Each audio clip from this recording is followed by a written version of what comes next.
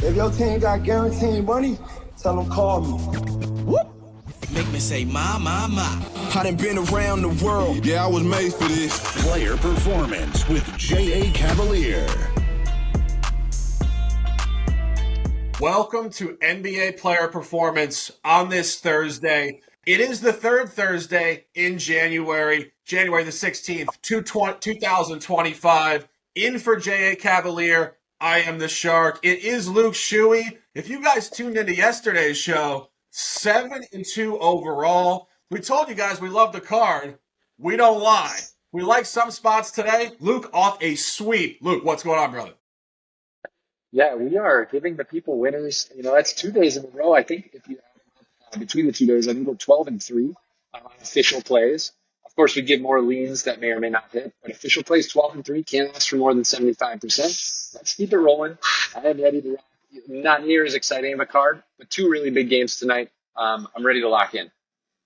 Yeah, and as we always say, we have the ability to make uninteresting games into championship games. We said it last night, Utah-Charlotte. We won that one. Now let's talk ball on this Thursday. My first play, we're going divisional basketball in the Central. Taking the Pistons at home at -2.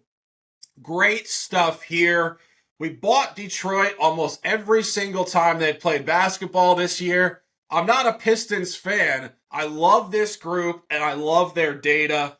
This is JB Bickerstaff. This is a totally rejuvenated roster with Tobias Harris, Tim Hardaway Jr., and others. And Cade Cunningham is honestly looking like the most improved player in the league. I think he's got to be the front runner for that award this year. And as I mentioned the other night when we backed this team, 100 games under 500 the last two seasons. So when they catch momentum, you want to keep buying this. 10-5-1 ATS last 16. Actually started the campaign under 500 for a sustained period of time at home. 5-7-1 ATS. 3-2-1 ATS since. Buy that. And in this division rivalry, this is just a great spot to continue to buy Detroit.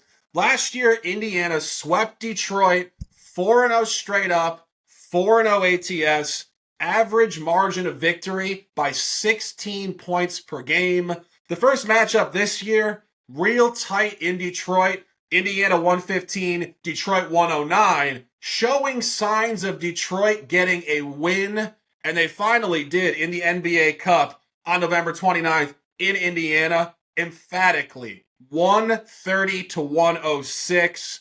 Key point on the line, Indiana's been favored for years.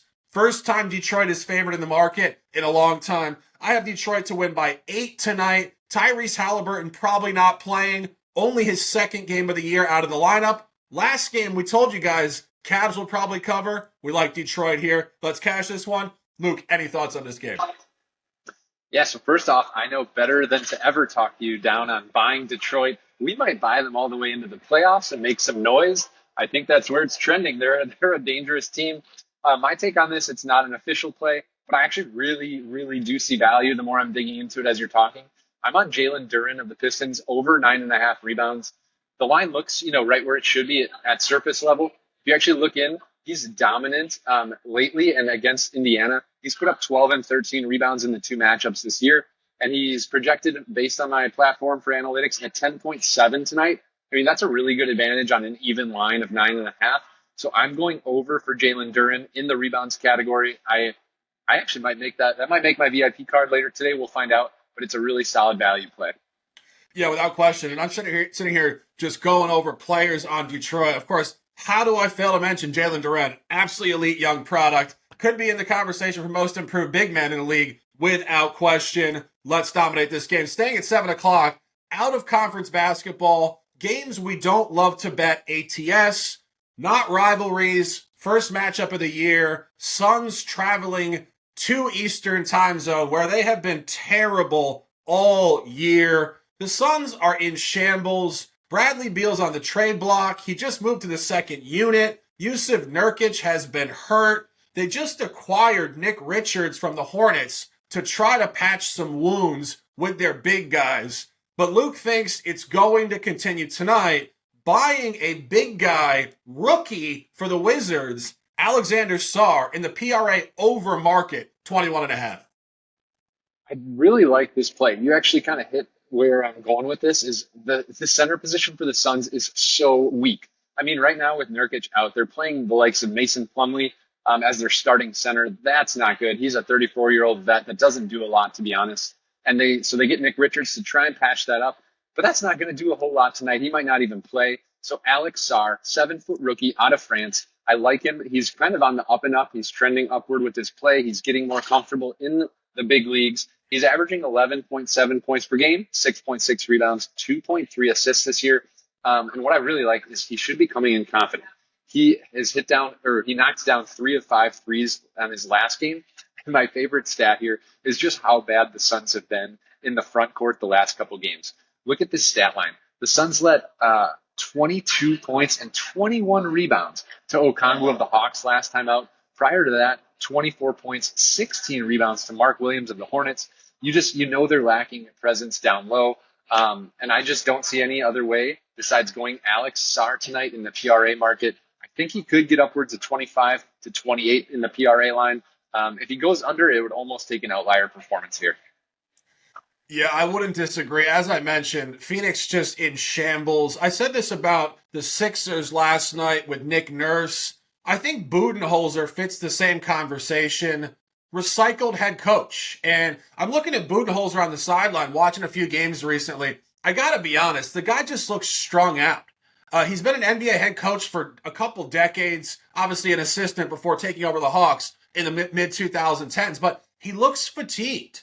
And we're not sitting here throwing shade on NBA player performance. We're purely objectively evaluating people and coaches. I don't think he has a real good grip on this team, this group, and truthfully, the league at this point in his health quotient and his arc. Don't like Phoenix at all. And the total really correlates to what Luke is saying here. The total for this game is 233. The game's going to be wide open. Washington doesn't play an ounce of defense. Let's cash this over. Sarr over PRA, 21.5. Going from a disastrous out-of-conference game to a Game 7 style out-of-conference game. We're going to Oklahoma City at 7:30 and taking the Thunder officially at -2.5. You can get that -1.5 now. This is going to be a great basketball game.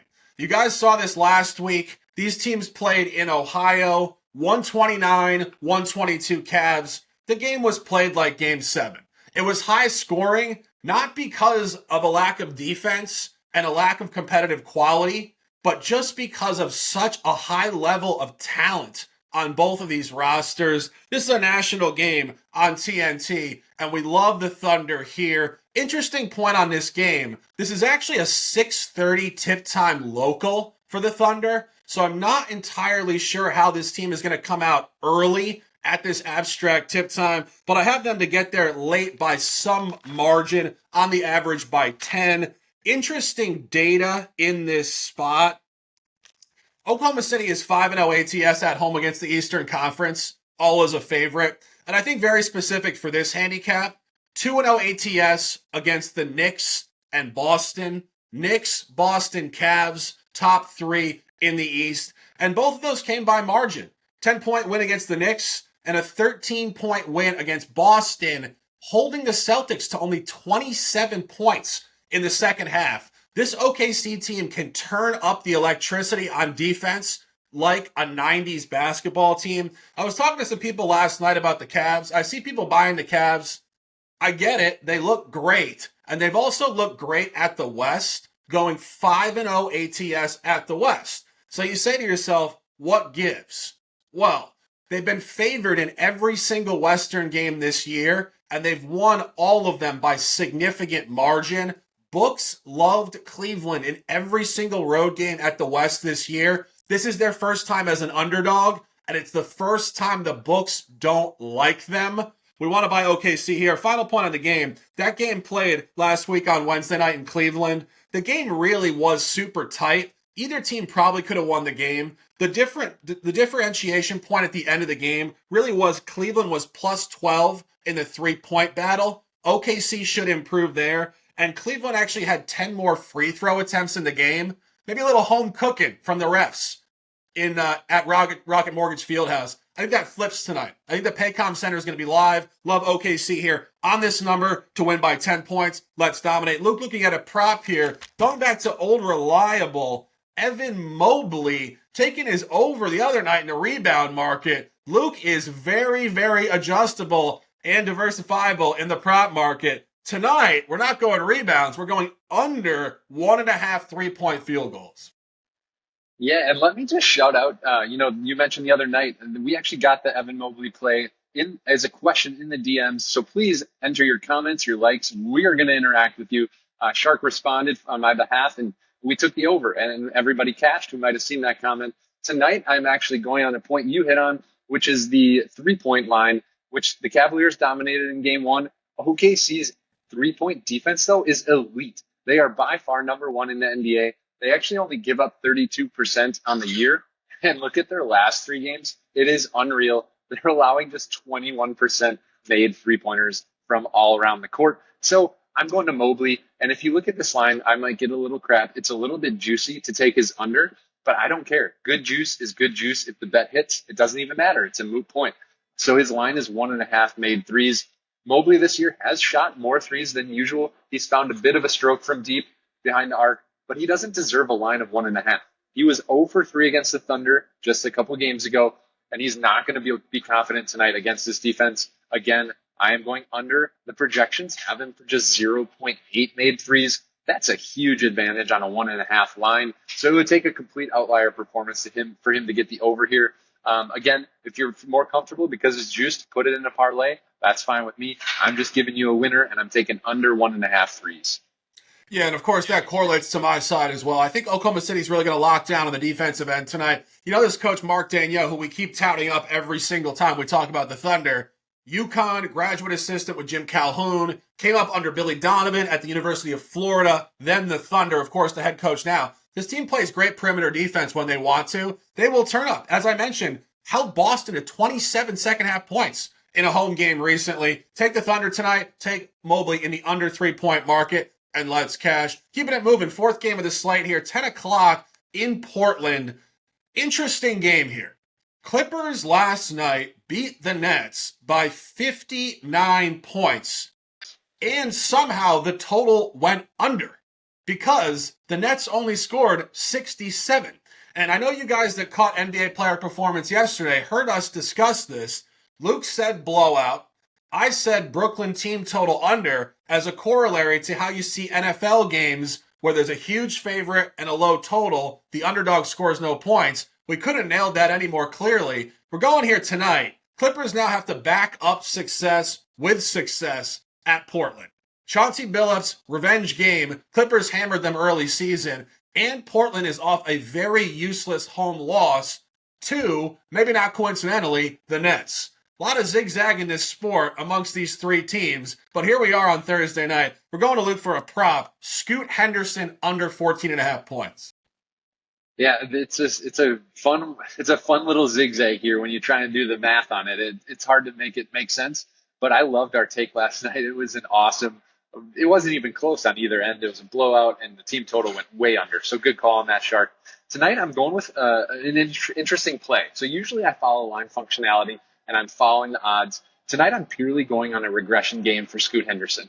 His line is at 14.5 points. He might play a lot of the game. I'm cool with that. He's coming off an absolute stellar performance, career best night of 39 points, 8 of 10 shooting from 3. He never does that. I mean, he averages about 1 3-pointer made per game. So complete outlier performance against a really, really bad Nets team. And so I think that the line is overreacted too much. He only averages 11.8 points per game on the year. He's even with increased run and with the starters, he's not going to be shooting 10 threes tonight. There's just no way. And he's facing a stout Clippers defense. Even if they're, relaxed after their huge win last night, I do have Scoot to get double digits. He might get 10, 11, 12 points. I have him projected for 12. But again, that's a couple point advantage on this overinflated line. So I'm going under here. I don't know if that correlates with what you see, Shark, but give me under 14.5 points for Scoot tonight. Yeah, truthfully, I don't really have a great read on this game because the last time they played, it was back in the fall. No Kawhi Leonard. The Clippers are clearly a totally different group. And I think going forward, I'm taking note of this, not just because they won by basically 60 last night, but this Clippers team has significant upside. I think James Harden is playing a much more mature style of ball. Obviously, fairly well noted in certain forums in his NBA career for being very selfish, me first type of player. I think he's realized, at this point in his career, he wants to win a title. He's distributing at a really high rate. Kawhi has looked good. The team has looked really incredibly rejuvenated since Kawhi came back. I think to the surprise of many, including myself, because I didn't know what Kawhi was doing. I thought he's injured. He might not come back. He might retire. I think Barkley told him to retire. Barkley, the hot take artist, of course, logic here on NBA Player Performance. But I really didn't know what to make of him. But I think the Clippers going forward are a bye team. Portland's just a tough read. Portland is one of the most inconsistent teams in the league. At home, road, we don't know what's going on. But we do know what's going on for Luke. Scoot Henderson, under 14.5 points. Final game on the card. Interesting game here. Rockets at Kings, 10 o'clock in Sacramento. Last night, we told you guys to take the Rockets, and the Rockets came through with emphasis, 128-108. We said last night the Rockets are fantastic on the front end of back-to-backs. If not played on Sunday, they're now 6-0 ATS in that spot. I was saying to Luke before we got on here, usually when a team is so good front end back-to-back, they're not very good second leg back-to-back. That's not really the case with Houston. Houston is right around 500 ATS, second leg back-to-back. They're actually 2-1 last 3 in this spot, 2-0 last 2 on the road. And really what this is the Celtics from 3 or 4 years ago, part 2. It's a young team. They're deep. They're talented. They have intelligent veteran players like Fred VanVleet, and they have Ime Udoka. Honestly, in my opinion, the Celtics with Mazzulla really were kind of a piggyback off the energy Udoka created for that group. You got to give that guy a ton of credit for that title last year. He's taken that to Houston with emphasis. You're watching the game last night. Jalen Green is chirping Russell Westbrook like he had no respect for the guy. And I don't like disrespect, but what I do like is fearlessness. And that's what Houston plays with. You don't want to fade this team. Sacramento, honestly, it has been too hot since the coaching change. I don't love either side of this game. Luke, any thoughts on this one? Yeah, I would agree in general. It's really hard to see this as a sharp line either way. It's hard not to side with the Rockets because of the dog mentality, the fearlessness that we speak of, and they get after it. So if anything, I'm always siding Houston in most spots. The only lean I have here is actually in prop market, of course, with Dylan Brooks. He's been horrible scoring the ball. He's been terrible shooting in the month of January. And odds makers have moved his line all the way down to 11.5 per points. I don't think he's going to shoot, 15 times tonight by any means, but I think he can easily knock down his few threes and get over 11.5 just simply based on how the game's going to go. I don't think Sacramento is trying to shut down Dylan Brooks offensively. He's more of that defensive, juggernaut, getting in guys' heads. So if anything, I'm leaning on his over. My numbers have him projected for 14 tonight. That's a couple point advantage. Hey, that's all we need in this market to give it a consistent edge over time. Just a lean. Not an official play. Dylan Brooks over 11.5 points.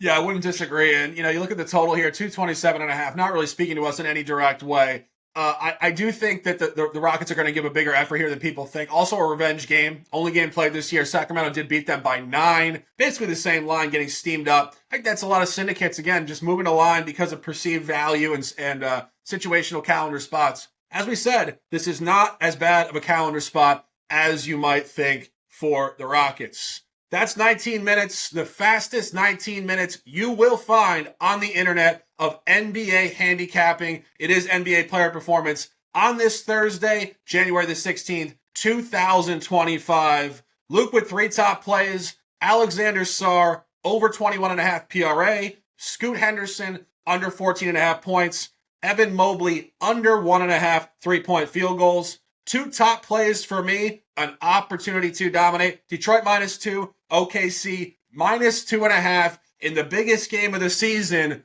part 2 in Oklahoma City. We will be back tomorrow. We got 9 games tomorrow, a bunch of big matchups. We appreciate you guys immensely. Please drop likes and please drop comments. We will interact with you. We want to incite conversation in a world devoid of great information and conversation. For J.A. Cavalier, I am the Shark. It is Luke Shuey, the prop master. Stay fast, stay strong, stay disciplined, and let's dominate. Cut my life into pieces. This is my last resort. Suffocation